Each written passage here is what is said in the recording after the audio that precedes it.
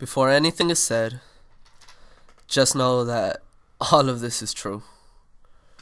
Reason I'm doing this poetry reading or whatever you're gonna call it is so you can hear a story of a young kid whose life went into a stage he never thought he would escape from. This is just a weird story. So around 2, my parents split.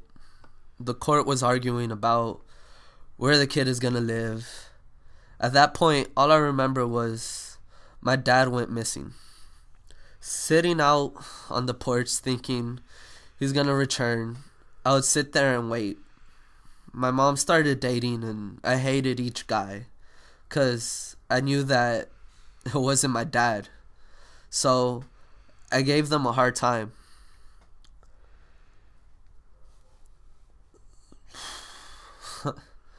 Story was, I get to see my dad again. I was happy that I got to see him. I remember one time I almost drowned when I was with him. That was my first experience of death. I'll go back to that topic later. And every time I was with my dad, there was a chance that there was a beer in his hand. He didn't abuse me because of it. I just remember seeing that image. But he always supported me and said I would do great things. That's what I needed, was a father figure. But he sort of went missing. Back to my mom.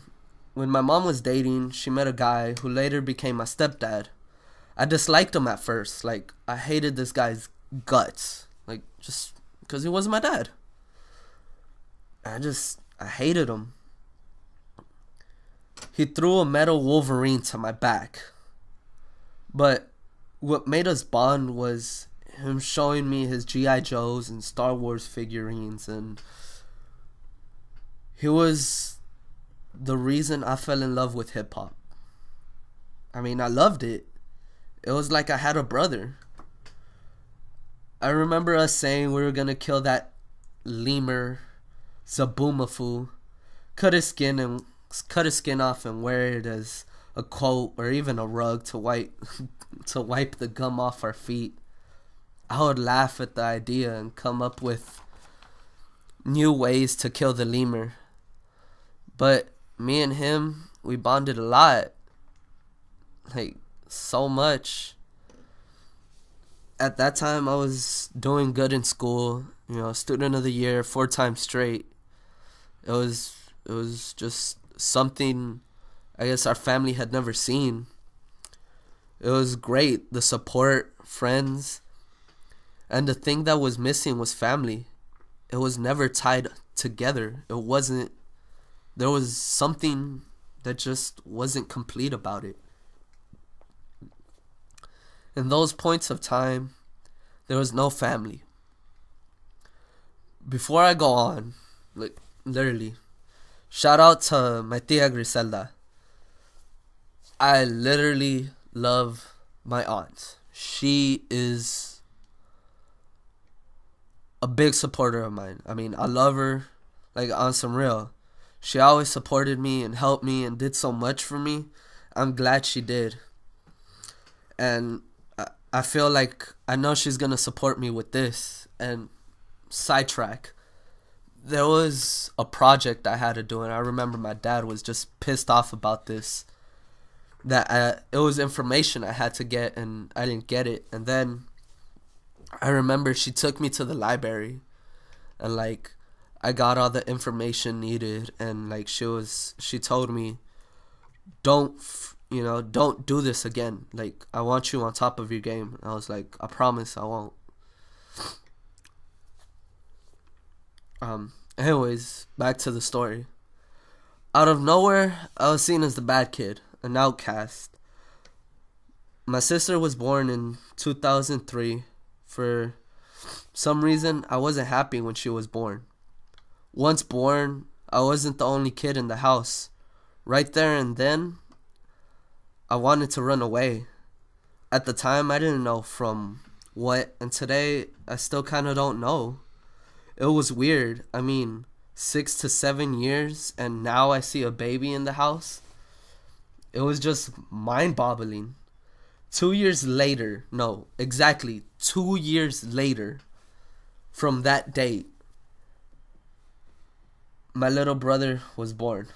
And yes, my brother and sister were born on the same day, different year. I get it. It's cool. Understood. I mentioned this birth because it was the only time I was happy that year.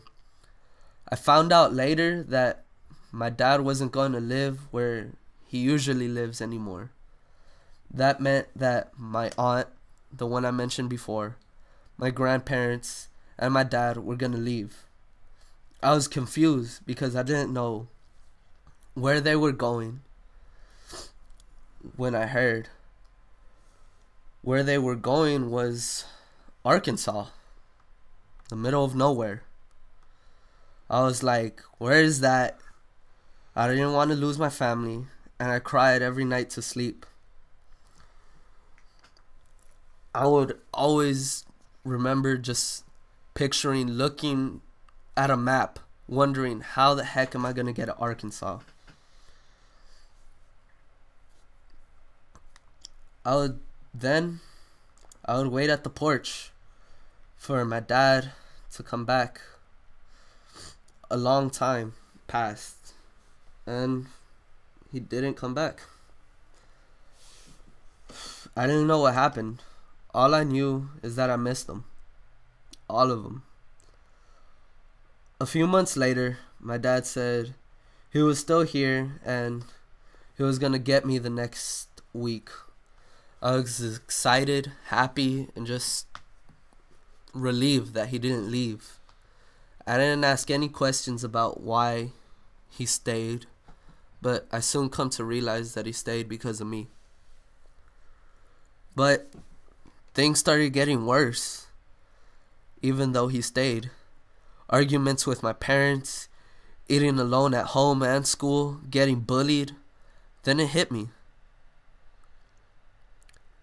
that the only way to run away was to die. So I entered like a deep depression. I realized that it was what I had to do, I guess, at that time. So I entered the garage, tied up a noose, put it around my neck, got on the ladder, said my prayers, took one step, and